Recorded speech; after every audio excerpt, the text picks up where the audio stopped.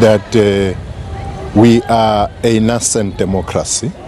We're in the process of writing our story as a nation, of ensuring that the heritage which is reflected in our society, particularly in the public spaces, is the heritage of a new era, an era beyond apartheid situation. As today, the theme of this month for Heritage Day is the year of Oliver Reginald Tambo, celebrating our liberation heritage. Now, when we celebrate our liberation heritage, we look at many things. We look at different places, spaces. We look at people, but we also look at the road we still have to traverse, particularly in issues like the ownership of the land, about the radical economic transformation, which are critical to complete the heritage, because our heritage is not outside of our land and of our mineral resources.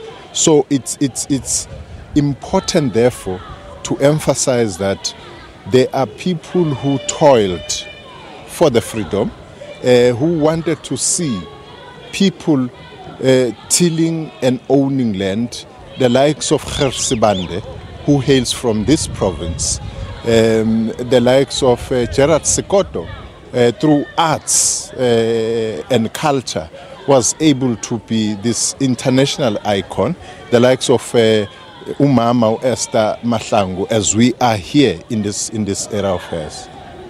One issue, Minister, is that who should actually celebrate our heroes and heroines, especially in terms of political parties. We know that there was a problem with the DA celebrating the Madiba legacy. Who should, how would you respond in terms of that debate? Well, when we talk South African heritage, we're talking everybody who should celebrate that heritage. The problem becomes when there's party politicking.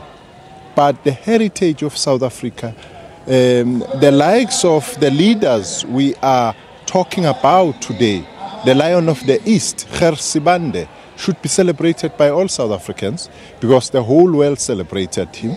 The likes of Gerard Sekoto should be celebrated. They are part and parcel of our heritage, both living and non-living. The likes of Obuma Esther Mahlangu, who is an epitome of the African culture, especially the Ndebele culture. So that is the beauty of South Africa. What should not happen is that when people reduce their heritage to be party politicking. One issue, Minister, is the issue of language. There's a concern that young people are not now learning their indigenous languages. How do you as government try to chip in that regard?